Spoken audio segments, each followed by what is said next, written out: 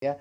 Teman-teman harus mulai mikirkan supaya bisa mem-PKP-kan perusahaannya, ya. Kenapa kok harus seperti itu? Karena gini guys, satu yang perlu teman-teman perhatikan sekarang itu NIK, ya, NIK atau KTP, ya, itu akan menjadi NPWP. Dan ini sekarang sudah berjalan, ya, sudah berjalan bahwa pemerintah ini lagi mengupayakan, lagi mendorong supaya NIK itu akan terintegrasi dengan NPWP, ya.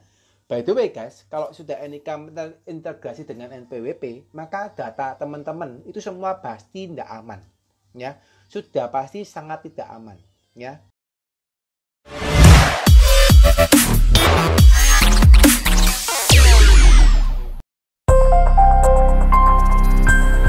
Audio Jungle.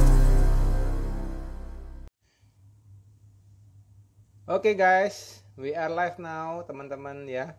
Teman-teman yang selalu setia ya nontonin konten-kontennya di Siddhartha ya. Hari ini kita mau live guys. Sambil nungguin teman-teman ya. Hari ini kita mau live, kita nggak ngomong soal topik apa ya. Tapi hari ini kita mau sharing ya. Seperti janji saya teman-teman yang kapan hari sempat saya storyin ya di kapan hari sempat saya storyin juga. Karena ada permintaan dari teman-teman untuk live ya secara langsung terkait juga dengan teman-teman yang pengen bertanya soal pajak. Jadi saya coba ini mulai bulan ini saya mau live 1 bulan sekali dulu kali ya, karena waktunya memang rada tight ya, tapi saya usahakan saya mau rutin 1 bulan sekali untuk live buat teman-teman ini ya bisa membahas soal perpajakan ya. Nanti kalau memang bisa lebih longgar, saya akan coba live-nya mungkin bisa 1 bulan 2 kali ya. Hopefully ini juga bisa mengobati ya kerinduan teman-teman gitu ya, yang kemarin sering chat saya. Mungkin saya mohon maaf nih ya karena balasnya agak lama ya, terutama yang di TikTok ya teman-teman TikTok ya. Halo. Ini kita live di 2 tempat ya guys, di Instagram sama di TikTok. Jadi ada 2 tempat saya live, ada di TikTok sama di Instagram. Yang mungkin agak saya sulit ya balasin di TikTok guys, karena TikTok ini cukup banyak yang komen dan saya hampir jarang jawab ya kalau di TikTok. Mungkin yang di Instagram kalau DM saya lebih sering jawabin ya. Di YouTube juga lumayan ya, tapi harapannya juga tidak ini ya mengurangin keniatan saya untuk benar-benar memberikan teman-teman edukasi terkait dengan perpajakan, terkait dengan keuangan, dan terkait dengan sistemasi bisnis ya. Oke guys, hari ini kita live-nya topiknya merdeka dari denda pajak ya, seperti teman-teman yang lihat di kolom ini ya, di header ya. Tapi hari ini guys kita saya tidak ngasih topik tertentu ya, tapi hari ini karena pas kok acara itu 11 Agustus saya pakai baju merah, jadi biar merdeka gitu ya, biar kita merdeka gitu ya, merdeka dari denda pajak ya. Karena teman-teman yang sering saya lihat di lapangan itu banyak teman-teman tuh yang sharing ke saya, itu mereka karena nggak ngerti gitu ya, karena mereka nggak paham, karena mereka nggak ngerti, akhirnya mereka tuh kena denda pajak yang cukup besar. Dan ini menurut saya kasihan gitu ya, karena kenapa? Karena kondisinya mereka itu kena dendanya karena nggak ngerti ya, karena bukan mau niat ngemplang pajak guys ya. Kalau mau niat ngemplang pajak kena denda ya udah itu urusannya gitu. Tapi karena dia nggak ngerti, karena dia nggak paham, akhirnya dia kena denda, itu menurut saya sih kasihan gitu ya. Nah, dan hari ini kita mau coba teman-teman ya, kita akan live ini open question. Jadi saya akan kasih teman-teman kesempatan untuk teman-teman bertanya aja, pakai fitur komen, pakai fitur question juga boleh ya. Pakai fitur question mungkin lebih gampang. Kalau yang di TikTok ada fitur questionnya nggak ya? Nggak ada nih rasanya ya. Kalau di TikTok rasanya langsung fitur chat ya. Oh iya, rasanya fitur chat langsung ya. Jadi teman-teman kalau mau tanya, jadi ini open question aja ya. Saya nggak membuka nggak membuka materi tertentu ya. Saya buat open question aja.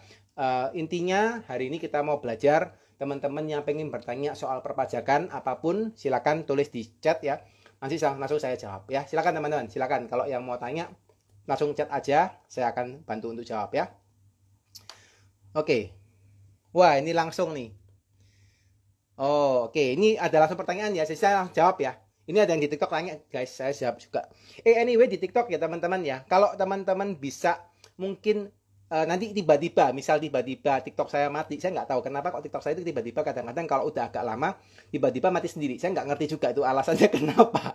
Ya mungkin jarang live di TikTok, akhirnya kadang-kadang gitu. Nah, teman-teman di TikTok kalau seandainya nanti tiba-tiba TikTok saya hilang ya, teman-teman pindah ke Instagram ya. Karena Instagram saya masih akan live terus ya. Saya ngomongin itu dulu aja, takutnya teman-teman tiba-tiba hilang terus teman-teman kecewa gitu ya. Nah, saya jawab dulu ya. Sambil teman-teman yang lain mau tanya silakan. Saya jawab dulu. Ini ada pertanyaan dari TikTok ya. Dari Anton ya. Dari Kak Antonku.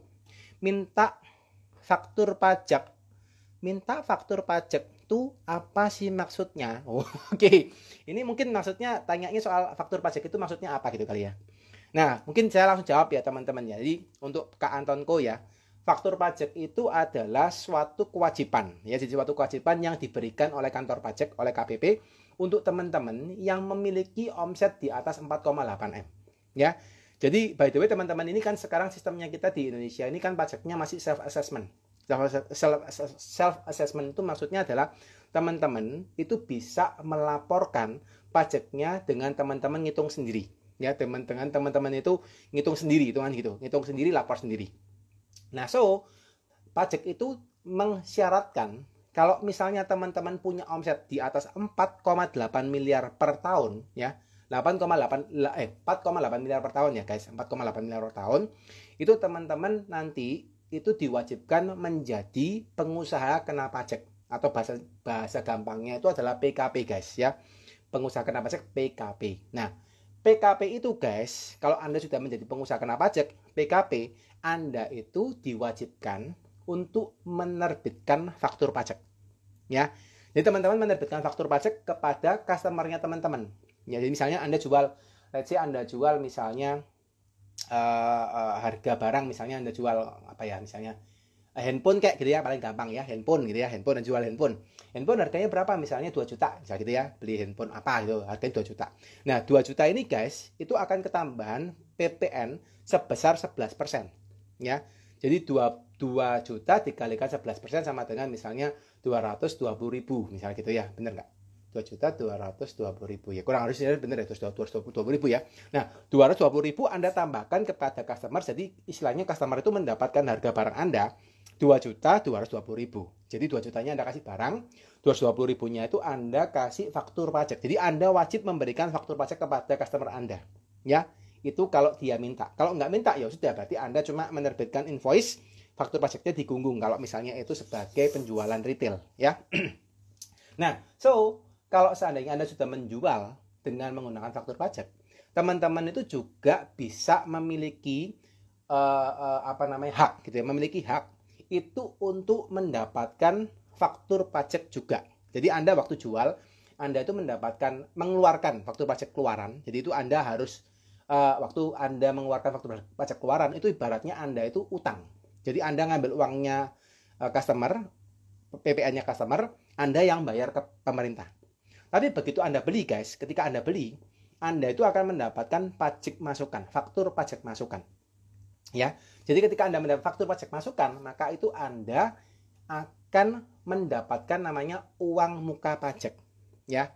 Jadi kalau misalnya Anda yang jual, Anda itu utang, kalau beli Anda dapat uang muka. Berarti Anda itu punya uang muka di pajak. Ya. Misalnya Anda belinya PPN-nya, tadi kan kalau jualnya 220.000 ya. Ternyata Anda belinya PPN-nya 300.000 misalnya.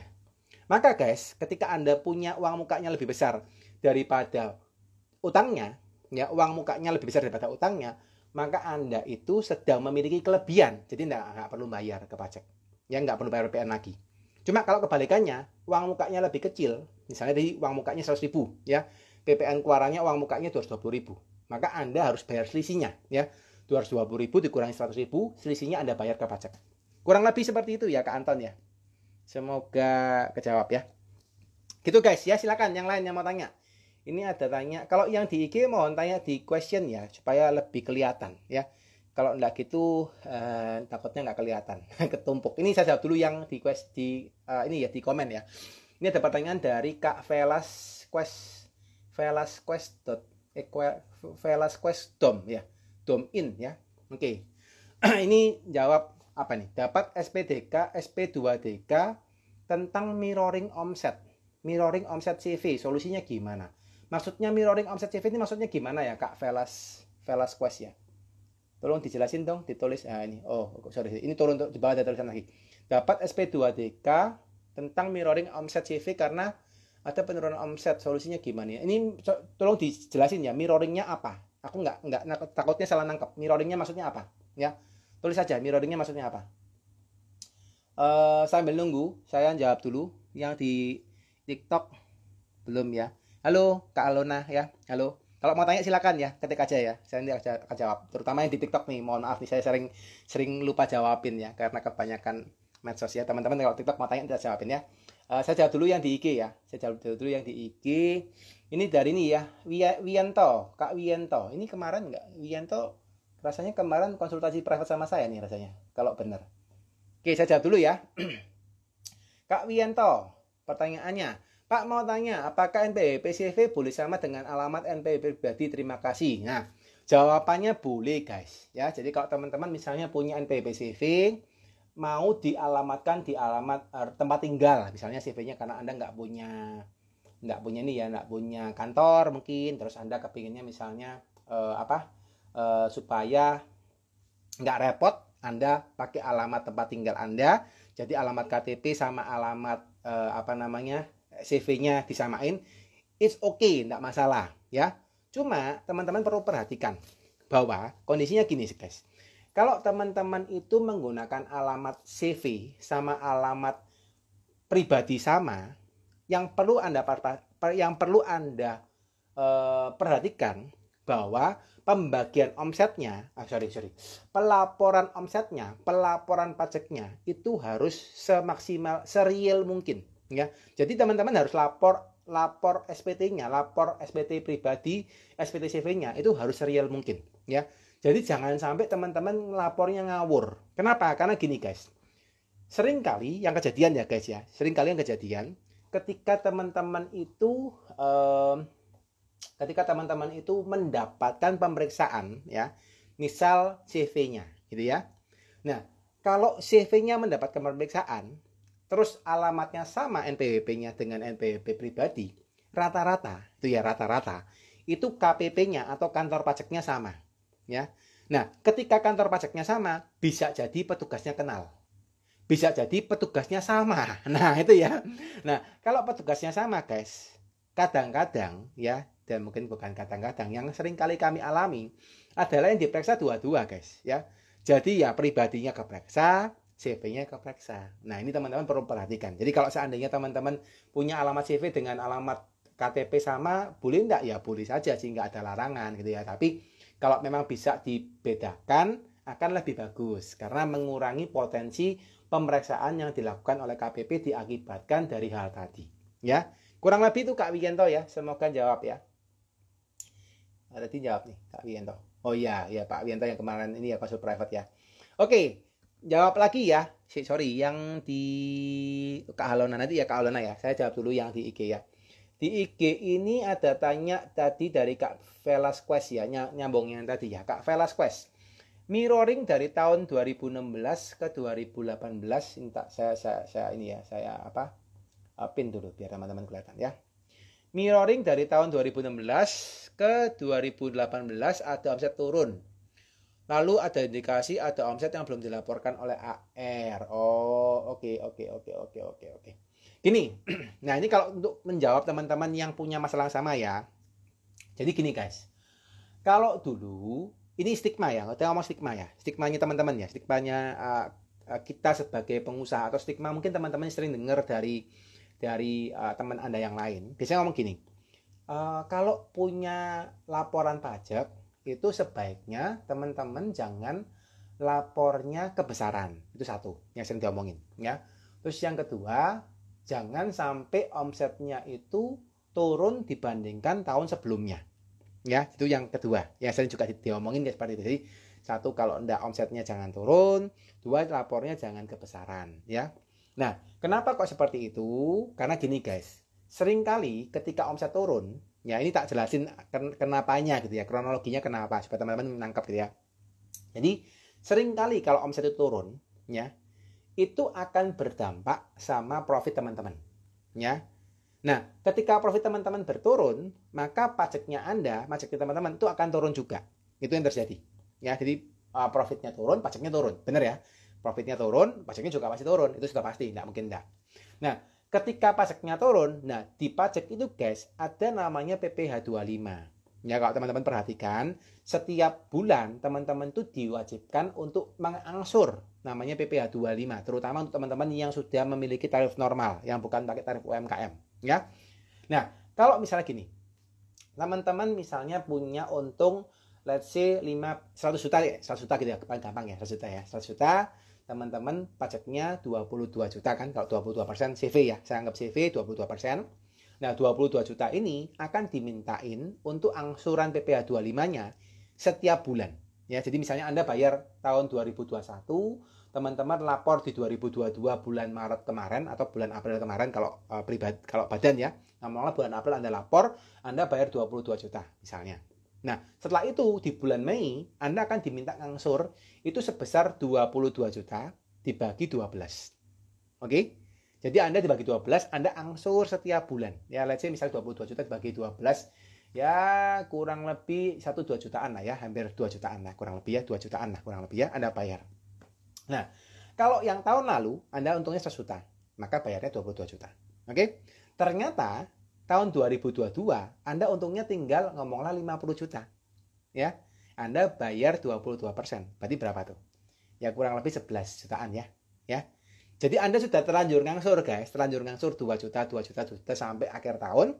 Ternyata pajak yang harus dibayar itu lebih kecil. Oke? Nah, ketika lebih kecil, jadi Anda sudah ngangsurnya kebanyakan, waktu akhir tahun dihitung ternyata lebih kecil. Ya, ketika lebih kecil, maka ini yang akan terjadi namanya restitusi. Jadi restitusi itu pengembalian pajak kepada Anda. Jadi orang pajak ini nggak mau istilahnya nggak mau ngambil pajak Anda diwajibkan untuk merestitusi, ya.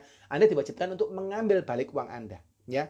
Nah, ketika Anda diambil balik, ya, dan diwajibkan mengambil balik, maka muncul tadi Kak, namanya SP2TK, ya. Karena SP2TK ini kan tanya, loh kamu kok turun omsetnya, kenapa? Nah, dia memastikan bahwa Anda ini benar-benar omsetnya turun, gitu ya. Oh, turun gitu ya. Oke, kalau misalnya turun, mana buktinya, ya? Nah, yang diminta sama pajak itu adalah buktinya apa. Oke, kalau teman-teman bisa membuktikan bahwa aku benar-benar turun, nih buktinya nih, biaya-biayanya ini nih, omsetnya ini nih, rekening banknya ini nih, stoknya ini nih, semua ditunjukin, maka teman-teman tidak perlu khawatir, ya. Maka dari itu guys, yang perlu teman-teman perhatikan adalah apa? Adalah teman-teman itu kalau diperpajakan, itu datanya harus komplit, datanya harus siap, ya. Kalau datanya tidak siap, itu bisa masalah besar. Ya, kenapa? Karena pajak itu nantinya yang akan bisa untuk teman-teman mempertanggungjawabkan, untuk teman-teman bisa berperang dengan, bukan berperang ya, bahasanya kok jelek banget gitu ya, bukan berperang lah ya, apa namanya, apa ya, mempertahankan gitu ya, mempertahankan apa pendapat atau mempertahankan keyakinan teman-teman itu adalah data, ya. So kembalinya adalah data teman-teman sudah benar atau enggak. Ya, itu yang harus teman-teman perhatikan. Ya, jadi istilahnya teman-teman harus perhatikan datanya gimana, datanya sudah oke atau enggak, baru tunjukin nih datanya. Saya benar-benar rugi, saya benar-benar turun omsetnya, asik datanya aja ke mereka. Kurang lebih itu ya, teman-teman ya, supaya jelas ya. Itu. Terus udah kejawab ya. Moga-moga udah kejawab ya Kak Velasquez ya. Kalau belum kejawab, silakan monggo di question lagi ya. Ini tak kebalik, ini apa caranya? Saya kok bisa pin? Sorry ya. Kok pinnya bisa hilang? Oh, oke. Nggak bisa.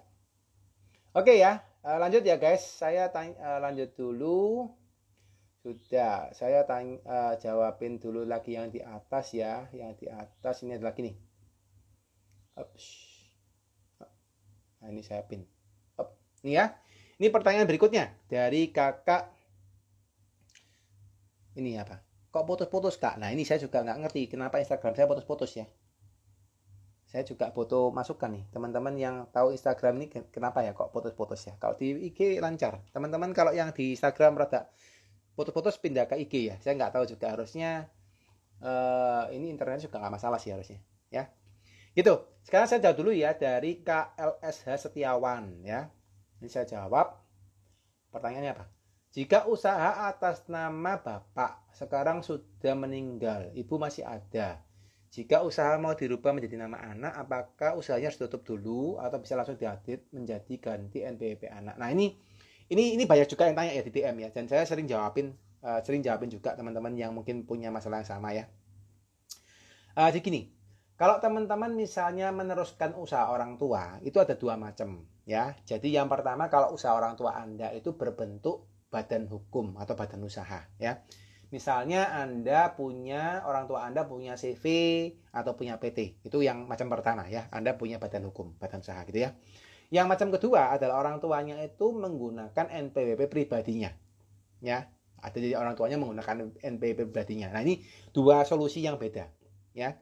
Kalau yang pertama, teman-teman, yang orang tuanya pakai badan usaha, orang tuanya itu pakai badan usaha, terus dia itu pakai CV atau PT ya, and then dia pakai CV atau PT, terus kondisinya adalah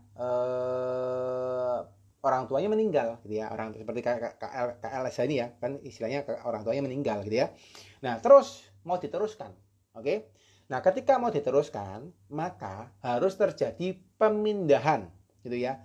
Pemindahan untuk penanggung jawab atau pemindahan untuk pemegang saham daripada badan usaha tadi, PT atau CV. Jadi kakak harus mengambil alih CV atau PT-nya menjadi pemegang saham atau menjadi direktur. Gitu. Baru kakaknya siap untuk meneruskan usaha orang tua.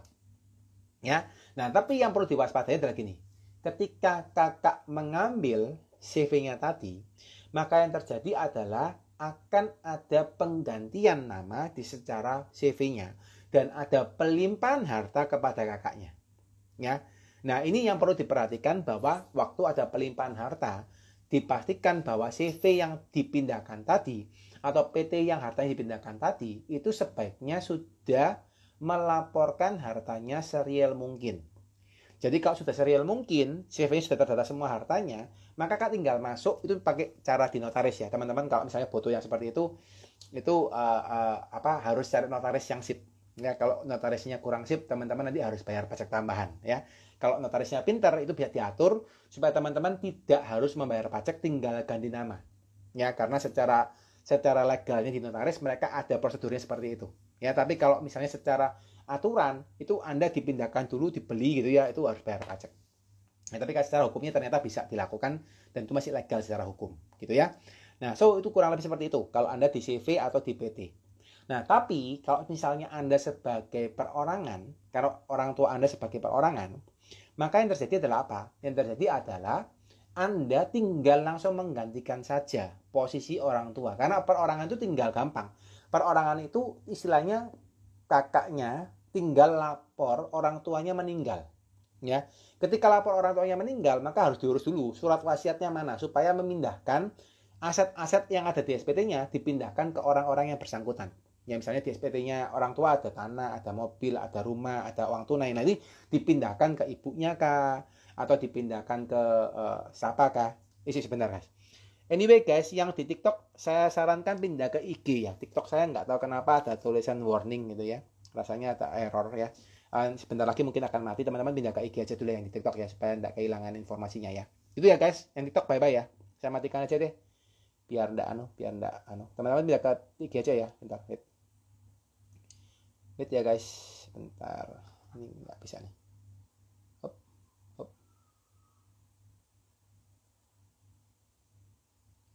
Kok nggak bisa ya? Ini kenapa nih?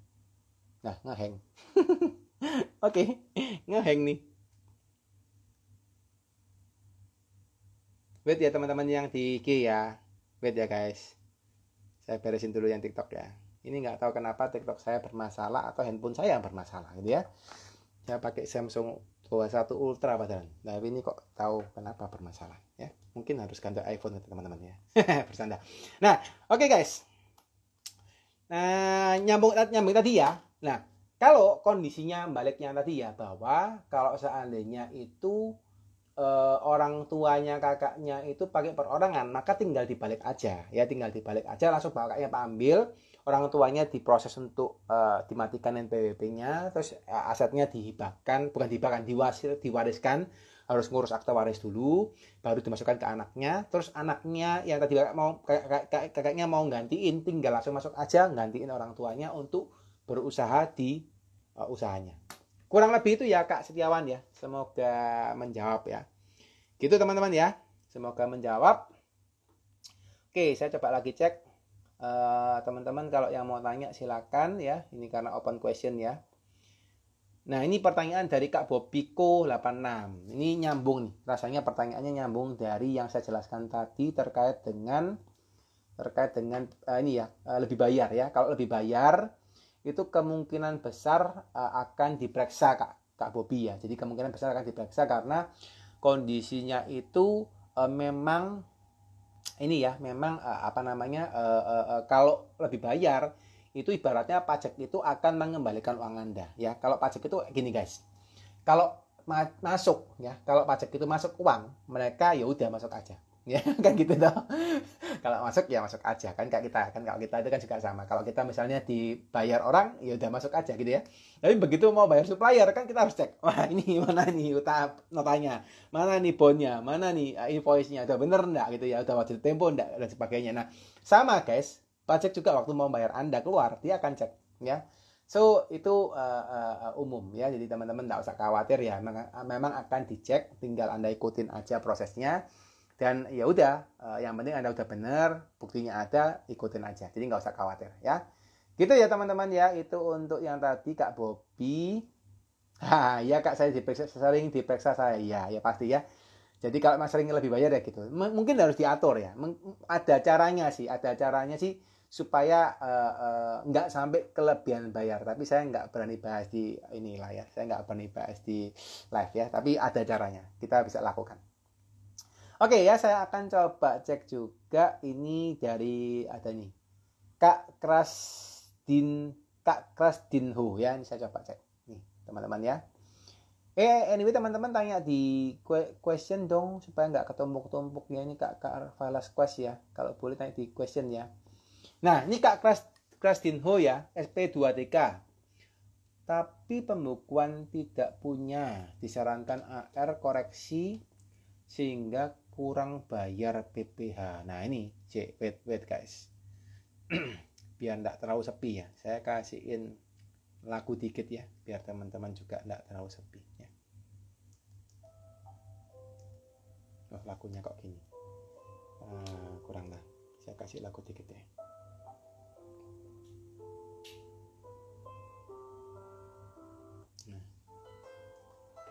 Nah, segini ya, agak ada suaranya dikit biar nggak terlalu sepi ya. Saya ngomong sendiri ini kayak seminar tapi ngomong sendiri guys ya. Kalau biasanya kan lihat orang ini ngeliatin kalian tulisan-tulisan aja, maka sering-sering nulis ya supaya saya nggak boring nih ya. Oke ya. Ini guys, Krasdinho saya jawab dulu ya. Kak Krasdinho, tapi pembukuan tidak punya, disarankan AR koreksi sehingga kurang bayar PPh. Tolong sarannya kok. Nah ini guys ya. Kalau teman-teman tidak punya pembukuan, ya AR-nya itu kan namanya AR ya guys. Saya nggak bisa ngomong ya. Karena AR itu dia punya target pajak yang harus dia dapatkan. Oke, jadi teman-teman juga perlu perhatikan. Mereka juga punya target. Kak teman-teman punya divisi sales gitu. Divisi sales teman-teman juga punya target kan sama. Mereka akan berusaha mencapai targetnya. Si AR juga dia punya target untuk mencapai pemasukannya. Jadi sama-sama mereka punya target. Nah, ketika mereka punya target, guys, maka yang terjadi adalah apa? Yang terjadi adalah mereka akan berusaha semaksimal mungkin, ya. Jadi ketika Anda dapat SP2TK, Anda tidak punya bukti, ya sudah pasti kan.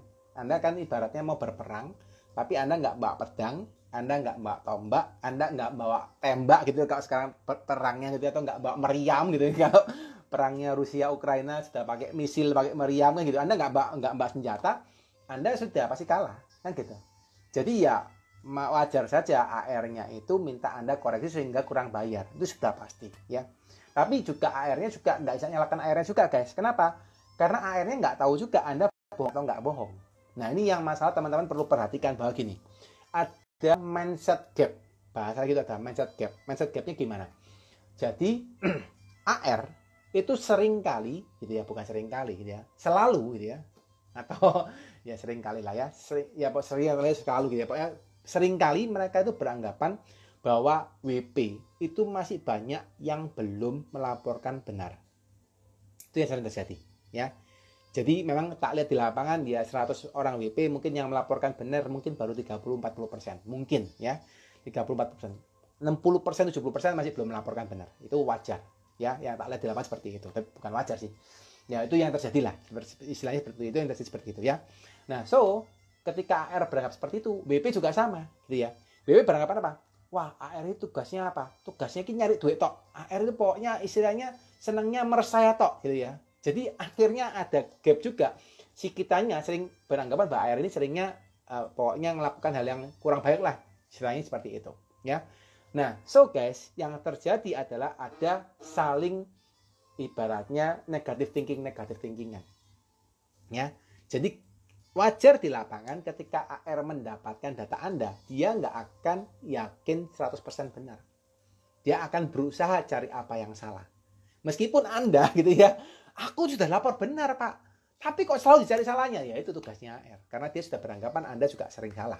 Ya jadi mohon dimaklumi, ya bukan mohon dimaklumi atau gimana, emang kondisinya seperti itu. Jadi ya udah ya kita layanin saja. Tapi kembali lagi, kalau memang Anda kondisinya kurang bayar, Anda kondisinya diminta untuk kurang bayar, ya lihat lagi Anda sudah punya data enggak. Kalau nggak punya data ya sudah, mereka enggak, istilahnya ya Anda nggak bisa ngapa-ngapain. Kecuali Anda bisa fighting, Anda bisa tunjukin gitu ya bahwa ini data saya benar, ya, dan akhirnya Anda nggak perlu bayar kurang bayarnya.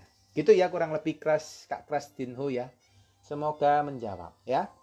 Oke guys, ada pertanyaan lagi nggak? Oh ini ada Kak Velas ya. Yang belum ngerti, yang belum ini teman-teman ya, sorry yang barusan join ya. Anyway ini open question ya, saya nggak ada materi khusus ya. Saya open question, jadi ini ngomong-ngomong soal pajak, saya memberikan teman-teman kesempatan untuk bertanya di live ini ya. Teman-teman boleh langsung aja tanya permasalahan pajak Anda di komen, jangan di komen ya, di question, supaya saya bisa jawabin ya pertanyaan teman-teman ya. Gitu, sebentar, saya coba ada ditanya di Kak Velas Quest ya. Ini Kak Velas Quest. Ini ada teman saya nih, Farika Utami. Halo Farika. Moga-moga masih ada nih. Ini teman lama, teman dari kuliah. Oh iya benar. Halo Farika, ya masih ada. Oke. Nah, ini saya jawab dulu Kak Velas Quest ya. Saya pin ya guys. Mana nih pinnya? Nah ini ya. Nih Kak Velas Quest. Kak Velas Quest tanya lagi ya. Iya Kak Velas Quest. Ada rekan saya omset sudah di atas 4,8 M per tahun. Tapi belum PKP. Dan sudah berjalan beberapa tahun. Apa aman seperti itu dan tidak akan ketahuan DJP jika transaksi beli pakai nama orang lain dan jual pakai cash. Nah gini ya. Pertanyaannya ini pertanyaan yang sangat sensitif gitu ya, dan sangat berbahaya gitu ya kalau misalnya melakukan seperti ini gitu ya. Jadi Kak Velas Quest, kalau ada temennya yang omsetnya di 4,8 M atau teman-teman yang sekarang lagi nonton ya, omsetnya teman-teman di 4,8 M setahun ya, terus Anda belum PKP, saran saya teman-teman harus mikirkan ya, teman-teman harus mulai mikirkan supaya bisa mem-PKP-kan perusahaannya ya. Kenapa kok harus seperti itu? Karena gini guys. Satu, yang perlu teman-teman perhatikan sekarang itu NIK ya, NIK atau KTP ya, itu akan menjadi NPWP. Dan ini sekarang sudah berjalan ya. Sudah berjalan bahwa pemerintah ini lagi mengupayakan, lagi mendorong supaya NIK itu akan terintegrasi dengan NPWP ya. By the way guys, kalau sudah NIK terintegrasi dengan NPWP, maka data teman-teman itu semua pasti tidak aman, ya. Sudah pasti sangat tidak aman, ya. Nah, kenapa? Karena hampir semua asetnya teman-teman itu pasti pakai NIK, benar nggak? Ayo, saya tanya, coba teman-teman coba sebutkan aset apa yang nggak pakai NPWP. Ayo, hampir semua aset itu pasti pakai NPWP. Contoh ya. Teman-teman beli mobil ya, sorry kok pakai NIK maksud saya. Anda beli mobil nih ya, Anda beli mobil pasti pakai NIK, benar nggak? Beli mobil pasti pakai NIK. Beli motor kayak gitu ya, NIK.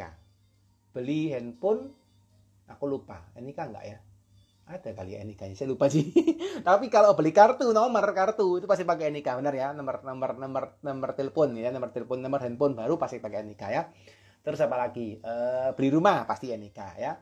Beli apa pakai nama token listrik ya itu NIK.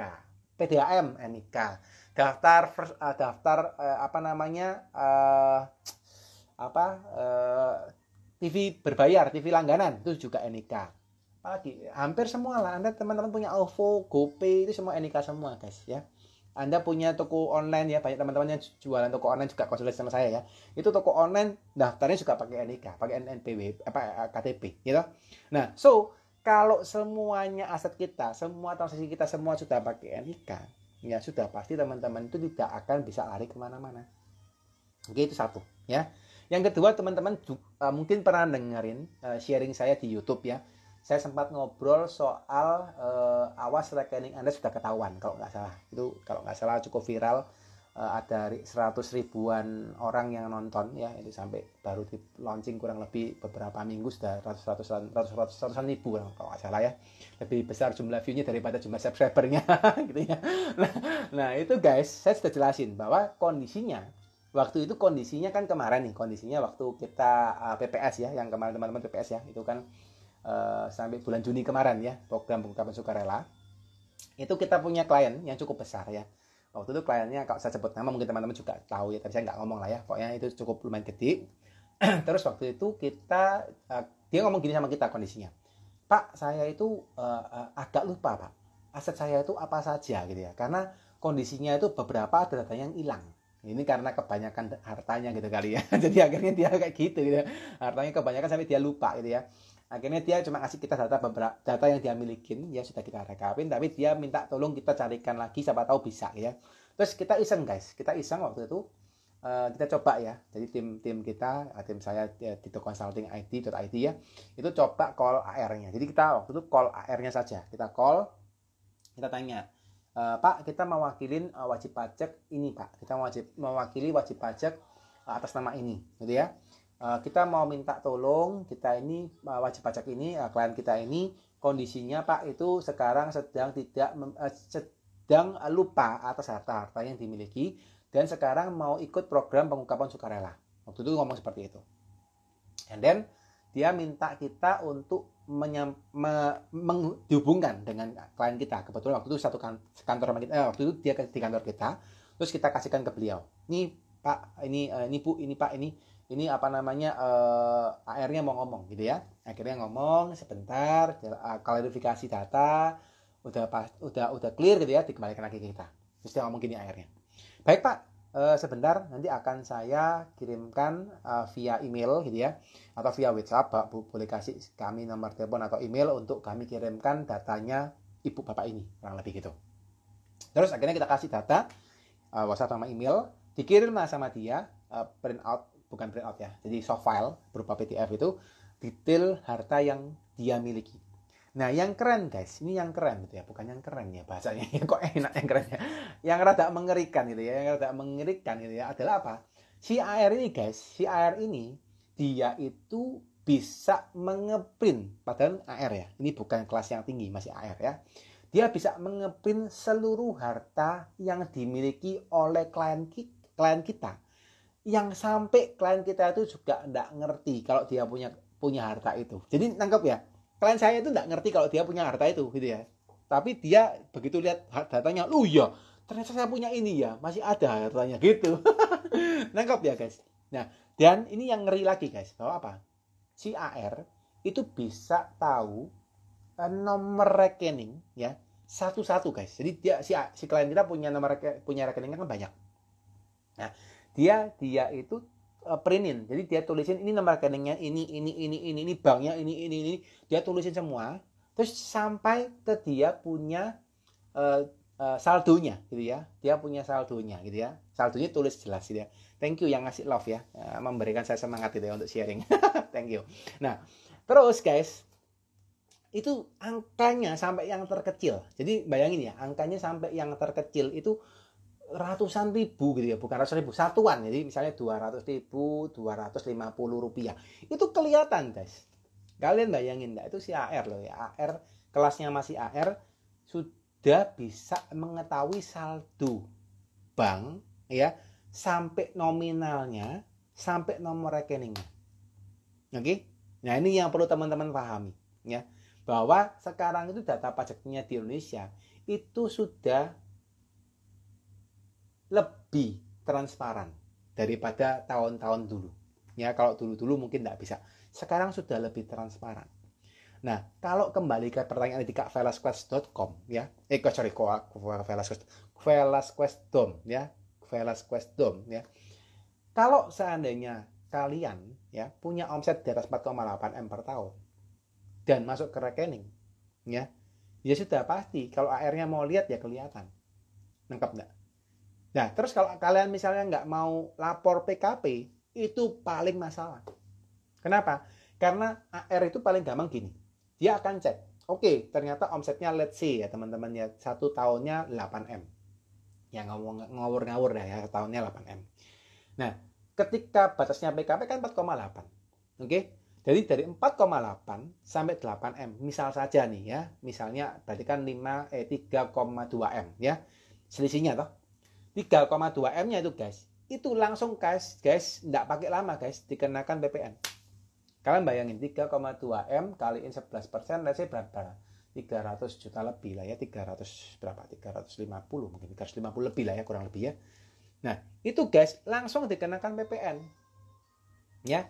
Jadi ini yang teman-teman perlu perhatikan. Ketika Anda dikenakan PPN 11%, pertanyaan saya, apakah untung Anda lebih dari 11%? Kan gitu toh.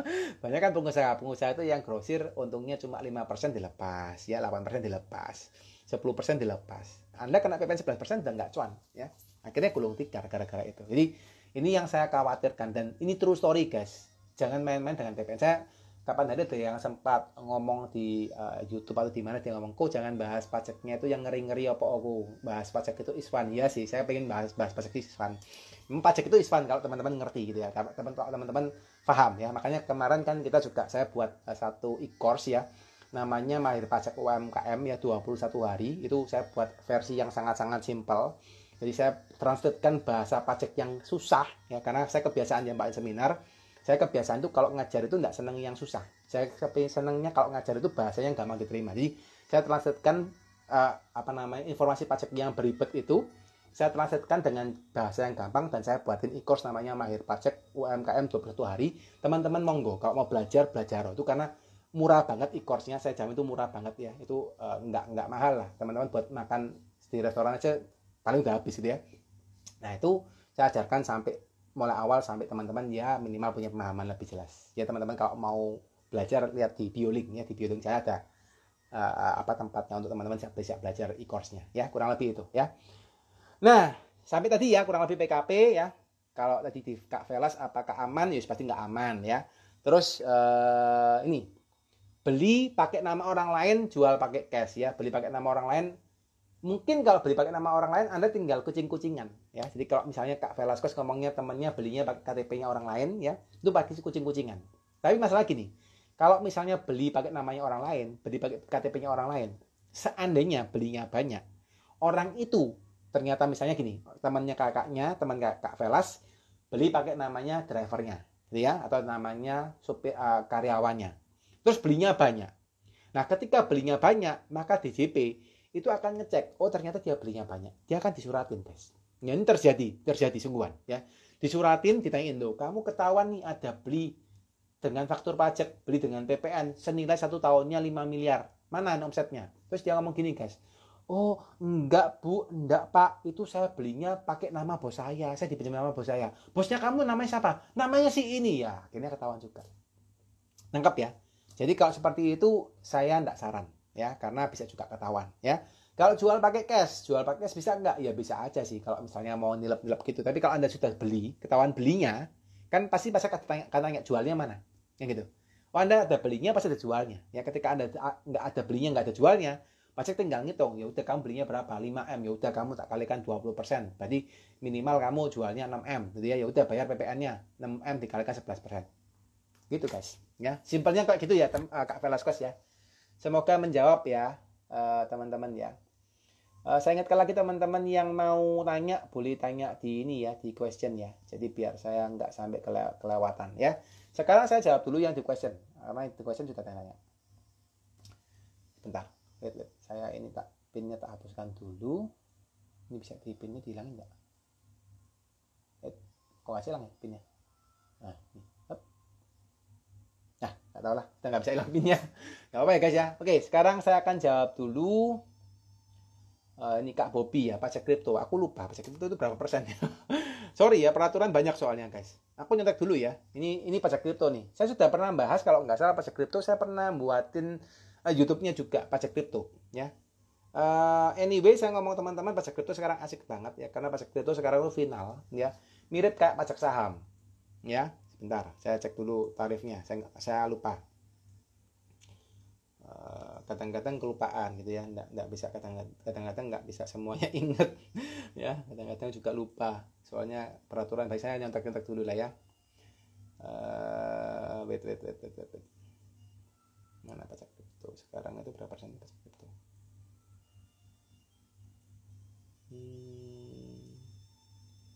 PPH mana PPH-nya?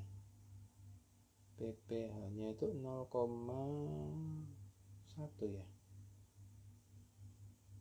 Wait ya teman-teman ya, saya sambil nyontek sebentar. Pajak kripto, PPH kripto, PPH kripto.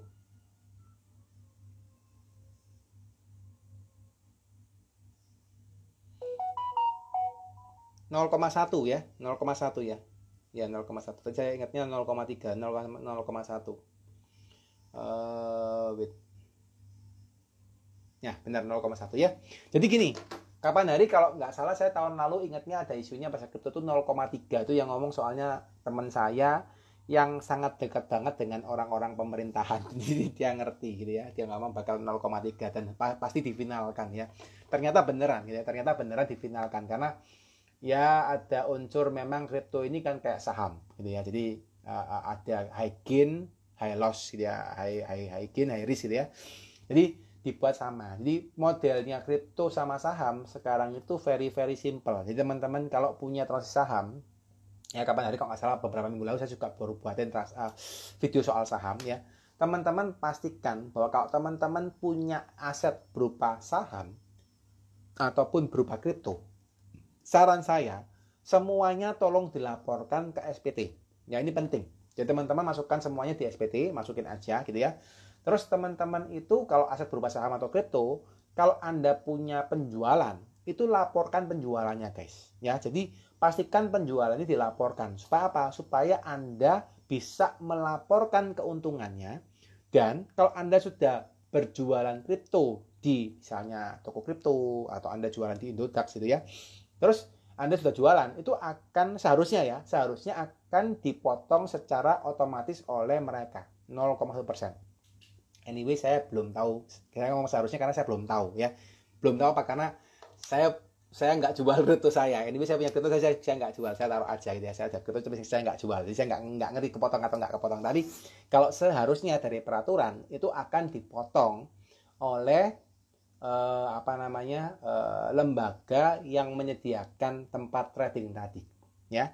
Jadi itu akan seperti kalau Anda teman-teman misalnya masuk di saham, Anda misalnya masuk di MNC Sekuritas, masuk di Sukor, masuk di iPod, ya macam-macam ya. Teman-teman kan waktu jual itu kan akan otomatis dipotong oleh sekuritasnya ya 0,1% juga. Dan itu adalah pajak final. Teman-teman tinggal laporkan penjualannya beserta hasil penjualannya di SPT Anda dan tinggal masukkan aja karena pajaknya final ya. Jadi kurang lebih itu ya Kak Bobby ya, semoga menjawab ya gitu. Oke, lanjut. Wait.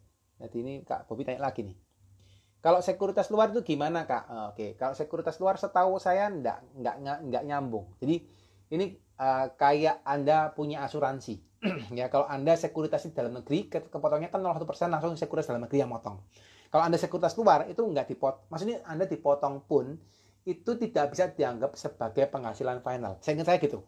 Ya, saya ingat saya gitu. Jadi nggak bisa dianggap penghasilan final karena itu Anda di luar negeri. Jadi kalau Anda punya keuntungannya dihitung sebagai penghasilan dengan tarif pajak normal. Sama seperti asuransi.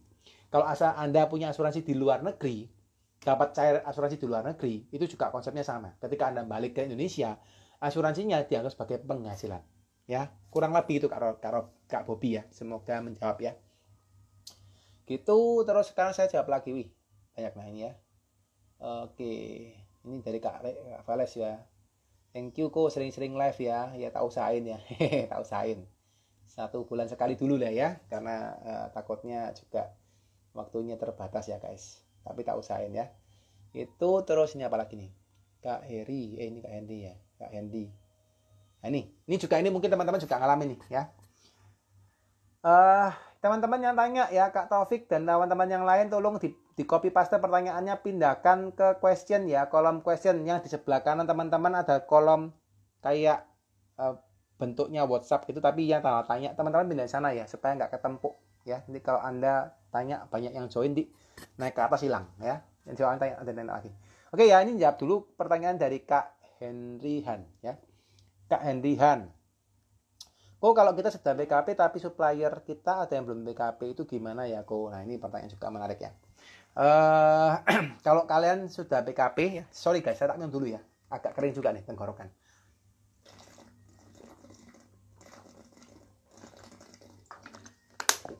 Anyway guys, saya ngomong dulu ya. Saya bisa live ini mentok sampai jam 9. Mentok-mentok 9.15 karena besok pagi saya ada acara, saya harus berangkat pagi.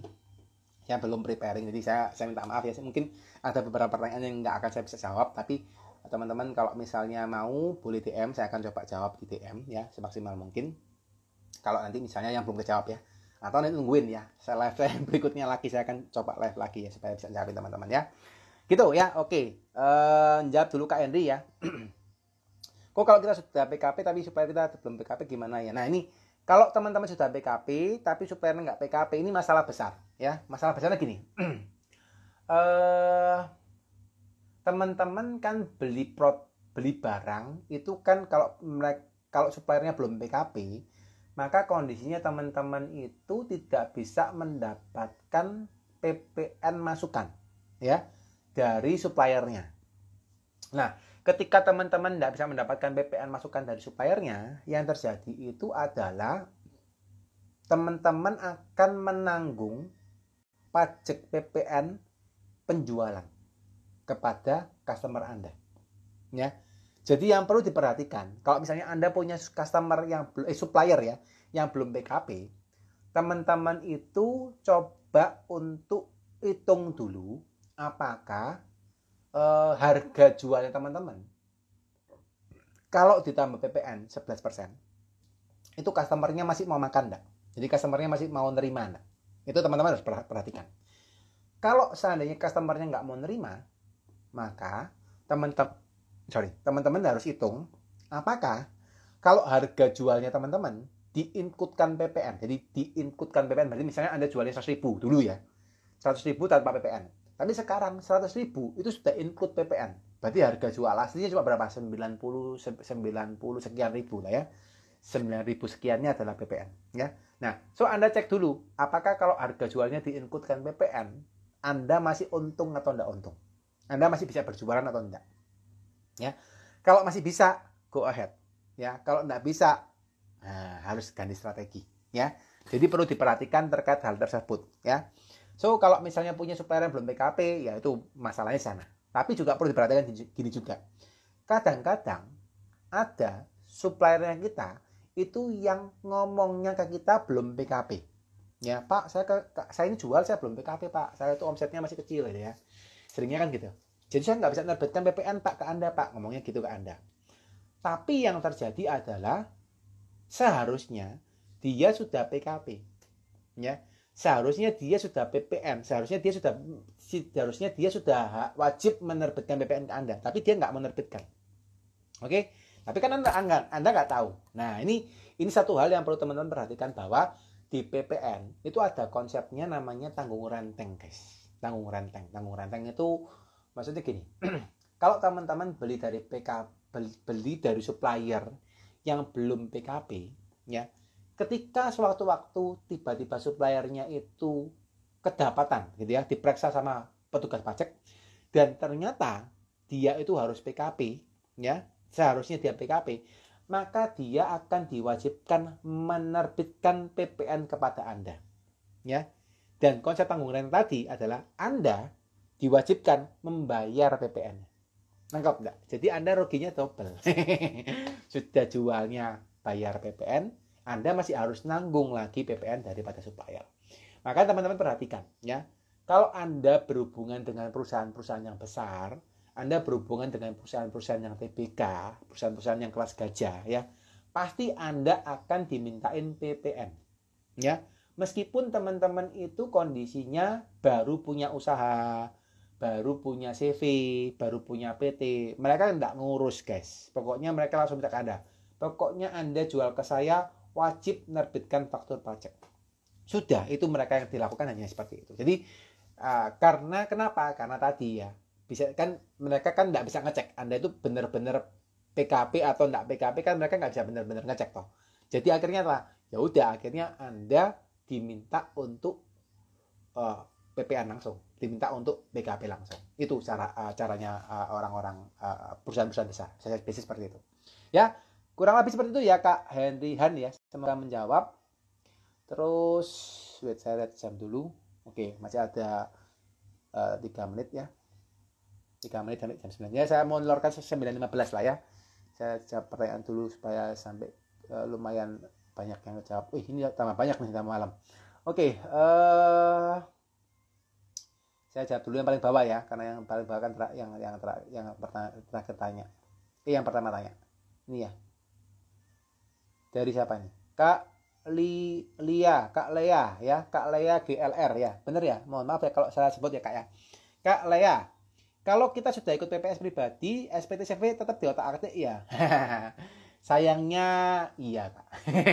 Sayangnya iya gitu ya. Jadi ini gini ya, kan kemarin PPS itu kan Anda kan PPS-nya kan banyaknya di pribadi.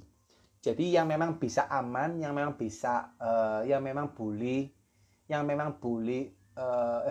yang memang diamankan SPT-nya, diamankan MBWP-nya itu hanya pribadi Anda aja.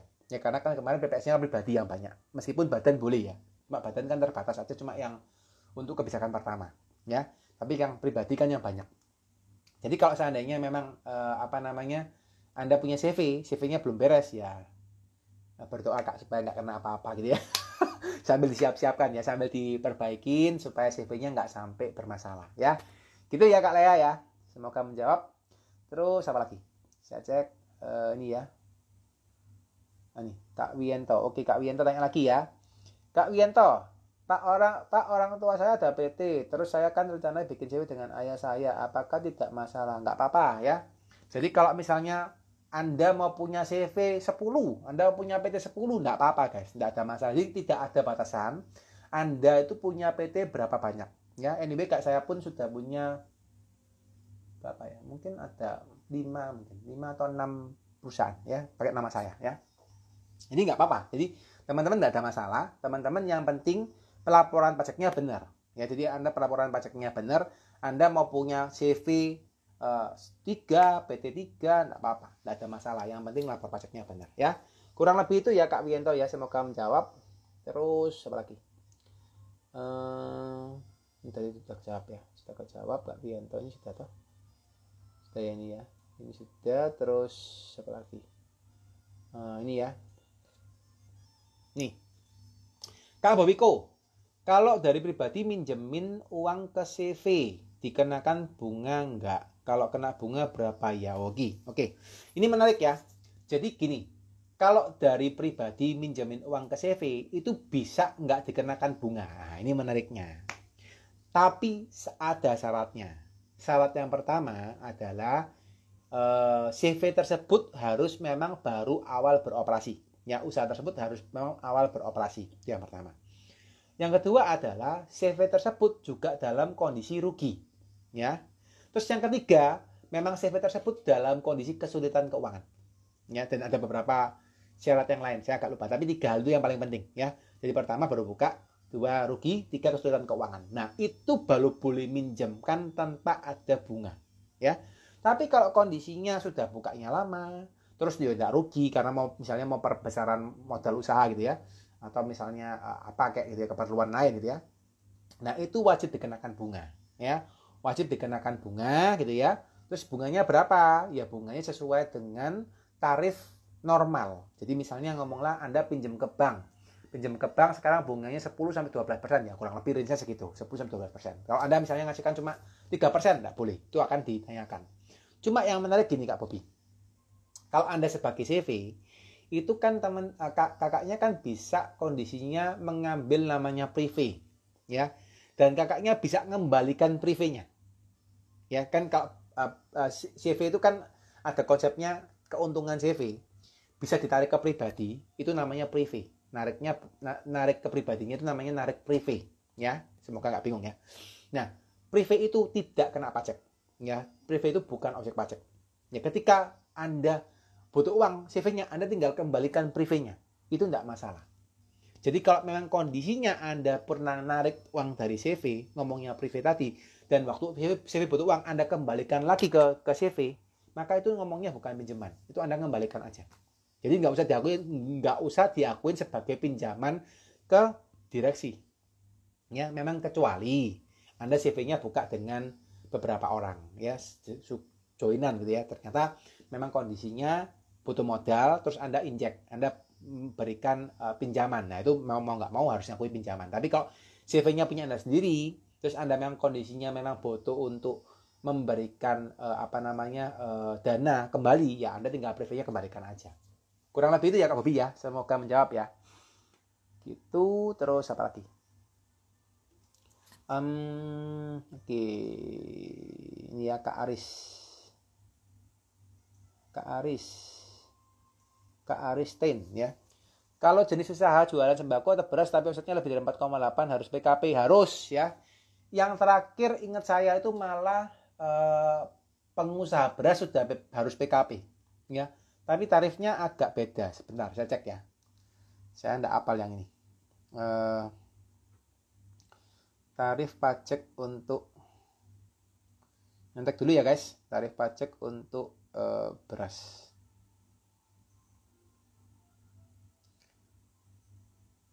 Nah, ini guys ya.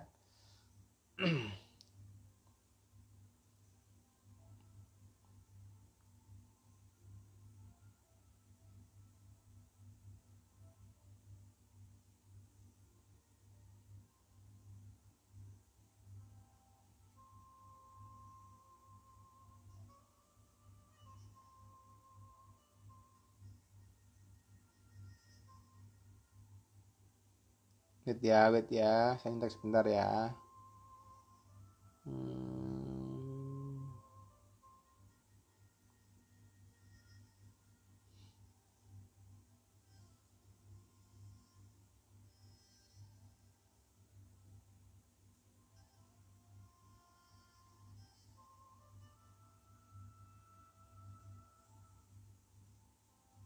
Kalau di beritanya ini kok enggak kena ya. Tapi kemarin saya waktu ngurusin klien saya, dia beras dia kena bayar pajak PPN. Anyway, harusnya bayar PPN-nya. Cuma aku nanti make sure lagi ya. Saya nggak takutnya salah jawab ya. Tapi kalau PKP wajib. Ya, kalau memang kondisinya misalnya udah di 4,8 itu wajib PKP harusnya ya. Cuma sembako atau beras ini ada ketentuannya, itu kayak fasilitas dibebaskan. Cuma ingat saya yang kemarin itu kita kan punya klien pabrik beras kan banyak ya teman-teman. Kalau mau beli beras itu mungkin beras yang teman-teman makan banyak dari kliennya kita juga gitu ya. Karena klien kita ada yang omsetnya sampai ya besar lah ya, dan dia punya penyebaran juga cukup besar. Nah itu anyway dia sudah kena PPN sih, pabrik berasnya. Harusnya si di bawahnya juga terkait karena dia sudah menerbitkan PPN, harusnya yang terima itu juga kena PPN ya. Cuma saya make sure dulu ya, saya takutnya salah, saya nggak berani jawab dulu ya yang ini ya Kak Aristin ya. Cuma kalau misalnya Anda jualan beras sama jualan odol gitu ya, jualan minyak goreng, itu pasti kena PPN ya. Jadi yang odolnya kena PPN, cuma berasnya mungkin tidak kena gitu ya, tapi yang lainnya bisa kena. Kurang lebih itu yang bukan termasuk sembako ya. Semoga menjawab ya Kak Aristen ya. Bisa make sure dulu ya, saya takutnya keliru. Ini ya, terus apa lagi? Kak David. Ye. Kak David ya. Kak David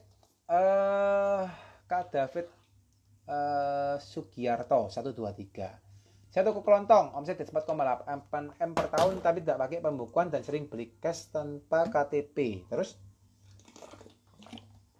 ada lanjutannya nih. Wait. Oh, nih. Nih ya, pertanyaan berikutnya. Apakah saya harus PKP? Takutnya PKP itu ribet dan habis uang. Oke. Kalau kakaknya memang omsetnya di 4,8 M, saran saya ya harus dipikirkan untuk mulai PKP ya. Coba dicek dulu ya, kalau memang kondisinya toko kelontong, Anda benar-benar toko kelontong kalau udah 4,8 M kan juga udah gede ya guys. Jadi itu bukan toko kelontong yang kecil lagi ya. Kalau Anda toko kelontong yang benar-benar toko kelontong banget gitu ya, terus omsetnya cuma satu hari 1 juta gitu ya, sebulan 30 juta ya, itu nggak perlu PKP nggak apa. Tapi kalau sudah 4,8 M ya, sebulan kan berarti sudah 400 juta ke atas. Jadi saran saya sudah harus mulai dirapikan pembukuannya, dan sebaiknya sudah mulai diurus PKP ya. Memang saya ngomong apa adanya ya. Kalau sudah PKP itu wajib punya pembukuan ya. Kalau sudah punya pembukuan dan sudah PKP, memang urus pajaknya akan lebih ribet. Tapi ya mau ya apa, mau gimana ya. Kalau memang Anda tidak mau PKP, caranya gimana ya? Pecah omset. Pecah omset, bukanya CV-nya banyak ya. Jadi misalnya Anda punya omsetnya 8M, Anda pecah jadi 3 CV gitu ya. 3M, 3M, 2M. Itu juga boleh. Tapi saya ngomong juga, ketika Anda buka pecah CV-nya menjadi 3 gitu ya, sama aja, juga sama-sama ribet. Tambah lebih ribet malah ya, daripada harus PKP ya. Dan by the way guys, ketika saya sering juga sharing, kita melakukan konsultasi private dengan teman-teman ya, yang sempat juga minta, yang sering follow di IG terus tiba-tiba minta konsultasi private dengan saya, itu saya sering liatin ya. Awalnya mereka datang ke kantor, mereka mungkin juga konsultasi online ya. Mereka waktu itu konsultasi online datang ke kantor kan macam-macam ya. Mereka itu awal muasalnya mereka itu berpikir mau pecah omset ya. Asal muasalnya mereka berpikir seperti itu. Karena kenapa? Karena banyak informasi di luar sana itu yang mengatakan lebih enak kalau pecah omset dan buka banyak CV ya. Ternyata teman-teman, setelah saya mapping, kan saya liatin loh, kalau pecah omset itu kan ada juga clue-cluenya harus ngapain ya. Saya mapping, ternyata mereka tidak perlu pecah omset ya. Satu ya, tidak penting, karena dilihat dari bisnis prosesnya mereka, dari kondisi perusahaannya mereka, tidak harus pecah omset malah ya, malah nggak perlu pecah omset malah nggak menguntungkan ya. Yang kedua ya pasti ya, kalau sudah pecah omset itu teman-teman akan lebih ribet. Ribetnya kenapa? Satu ya, teman-teman harus beli barangnya sendiri ya, harus beli barangnya itu per perusahaan. Dua, Anda jual barangnya juga per perusahaan. Tiga, Anda itu rekening banknya juga harus per perusahaan. Keempat, laporannya juga harus per perusahaan, administrasinya harus per perusahaan. Lima, laporan pajaknya juga harus per perusahaan. Stok barangnya harus per perusahaan ya. Jadi harus terpisah ya. Dan itu guys, itu malah pusing. Ya, itu malah pusing, malah bingung, dan seringkali orang-orang malah mumet gitu ya, pusing ngurusin pajaknya, nggak pusing ngurusin omset. Wah, itu repot ya. Dan saya malah ngomong teman-teman, kalau kita sebagai owner, kita sebagai CEO gitu ya, teman-teman sebagai pemimpin perusahaan, tugas Anda itu bukan ngurusin pajak. Tugas Anda adalah mikirin gimana usahanya berkembang ya. Jadi kalau teman-teman misalnya sudah di pemimpin perusahaan, harus berpikir gimana caranya Anda itu jangan terlibat 100% terhadap dengan teknis. Ya teman-teman perhatikan, kalau teman-teman lihat di perusahaan saya yang di consulting.id ya, itu kan kalau yang dulu, kalau teman-teman perhatikan, saya sering muncul untuk ngasihin training. Tapi sekarang yang sering muncul malah teman-teman tim kami yang muncul. Tapi kalau di IG Live saya sendiri kan di pribadi ya saya tetap muncul. Tapi kalau di perusahaan saya sudah jarang muncul. Yang sering muncul malah tim yang muncul. Jadi harus dipikirin gimana caranya supaya teman-teman tuh mikirnya strategi ya, mikirkan strategi supaya bisa usahanya lebih maju ya, goalnya ke sana ya. Semoga menjawab ya Kak David ya gitu. Oke ya, siapa lagi nih, pertanyaan apa lagi, bentar wait. Oke, Kak Taufik, Pak saya mana ini nih ya, Pak, saya menanyakan kasus di DM Bapak, saya tunggu jawabannya.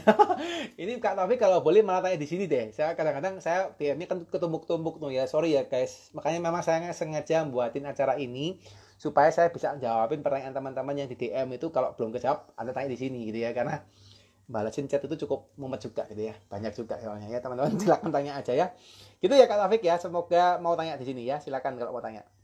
Gitu, terus saya cek dulu. Oke. Guys, 5 menit lagi saya akan off ya. Saya minta izin ya, karena saya harus siap-siap ya. Saya minta izin kalau yang belum kejawab, saya coba scroll dulu ke atas, ada yang belum kejawab mungkin ya. Nanti yang belum kejawab boleh DM ya. Dan mungkin kalau belum kejawab lagi, nanti saya akan ajarkan lagi seperti ini supaya teman-teman bisa bisa ini ya, bisa kejawab lah ya. Oke. Ini jawab dulu yang Kak Stars Queen ya. Kalau ada PT atau CV baru, cara mengajukan PPh final 0,5%-nya gimana? Nah, ini kalau CV baru, kakaknya langsung pertama kali buat CV atau PT, langsung ngomong kepada petugas pajaknya, kan itu Anda kan daftarnya kan di helpdesk gitu ya. Di kantor pajak di helpdesk-nya biasanya gitu ya. Nah, itu teman-teman langsung ngomong bahwa Anda usahanya UMKM. Ya, langsung aja ngomong. Terus minta diaturkan supaya bisa bayar PPh UMKM final 0,5%.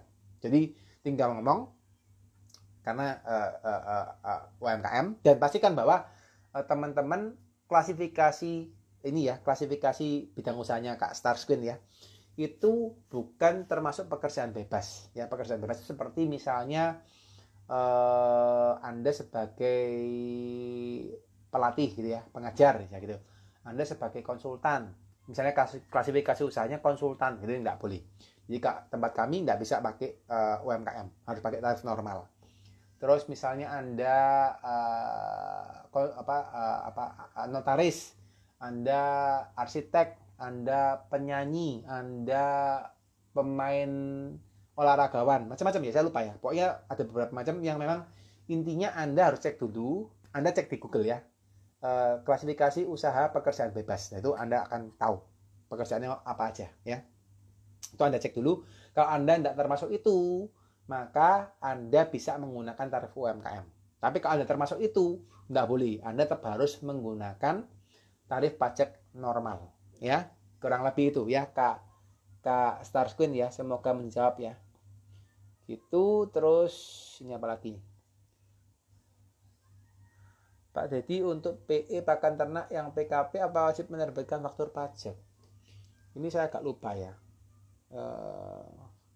Pakan ternak itu harusnya menerbitkan ya. Kami ada klien pakan ternak sih anyway, tapi jujur saya agak lupa karena saya nggak ikut nanganin teknis ya. Wait, saya cek dulu ya. Pakan ternak terbitkan pajaknya, terbitkan faktur pajak ya. Pajak.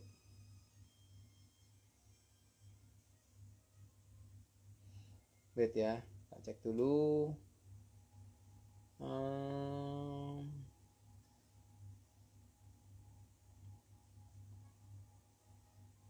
Pakan ternak ini masuk penyerahan bersifat strategis.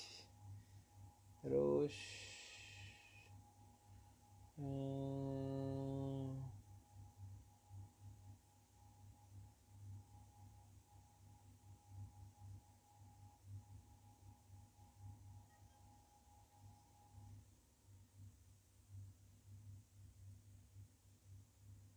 kalau dari beritanya ini sih harusnya enggak kena, mestinya difasilitasin ya. Tapi saya nggak berani make sure ya. Saya nggak berani menjawab pasti ya. Saya masih baca dulu aturannya karena nggak apal semua saya. Maksudnya saya nggak semuanya bisa apal ya. Pakan ternak ini ada ketentuannya sendiri sih, harus dipelajarin lagi. Kalau dari sini sih harusnya nggak perlu ngenain, harusnya karena termasuk sifatnya strategis. Tapi saya minta izin ya, saya nggak jawab dulu secara pasti ya. Kak Lancar ya, ini Kak Lancar 176 ya, saya nggak jawab pasti dulu. Takutnya saya salah jawab, itu mesti dicek dulu ya secara peraturan ya, masih dibaca dulu satu persatu ya peraturannya. Gitu ya guys. Gitu. Terus apa lagi nih, Kak Aristin, Kak Aristin dulu ya. Kak Aristin, thanks Pak. Jadi bingung ya jualan beras, siapin dulu. Jualan beras apa nih, 2 karung ke warteg pakai PPN, katanya PPN-nya 0 rupiah, tapi kalau PPN 0 rupiah berarti difasilitasin tapi harus PKP ya. Iya, karena harus PKP itu kalau misalnya kakaknya kakaknya toko kelontong jualnya ada odolnya, kakaknya misalnya jual ada odolnya, maka kakak odolnya kena PPN, yang berasnya enggak gitu ya. Terus apa lagi nih? Oke. Guys, sorry ya, ini kelihatannya saya nggak bisa jawab semua, sudah 2116 ya. Tapi anyway guys, thank you buat teman-teman yang sudah responsif dan tanya ya.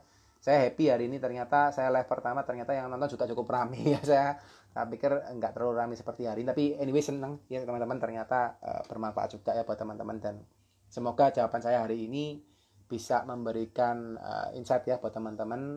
Thank you ya. Kalau misalnya dia yang belum kejawab, saya nggak berani jawab, saya minta maaf ya, karena saya harus baca dulu peraturannya, jelas itu harus butuh waktu untuk baca ya, di masa jawabnya salah ya. Anyway, yang di question sama yang di komen juga tanya, ada banyak tanya ya. Saya minta izin, saya nggak bisa jawab dulu hari ini ya. Minta izin, nanti mungkin di lain kesempatan, di live yang lain saya akan coba jawab ya. Saya akan coba aturkan lagi bisa live seperti ini. Teman-teman lihatin aja postingan yang saya akan berikan ketika ada live. Saya akan posting supaya teman-teman tahu, memanfaatin waktunya aja waktu itu ya. Oke teman-teman, saya minta izin ya, karena sudah 21.17. Saya minta izin untuk hari ini, saya tutup dulu kesempatan hari ini untuk live-nya. Thank you sudah nonton sampai akhir. Buat teman-teman yang tadi belum sempat nyimak pertanyaan-pertanyaannya, nanti silakan teman-teman lihat di rekamannya live hari ini ya. Thank you semua ya, bye-bye, sehat-sehat terus semuanya. Saya minta izin close dulu ya hari ini ya, saya karena besok ada keperluan dan saya harus berangkat pagi soalnya ya. Bye-bye guys, thank you.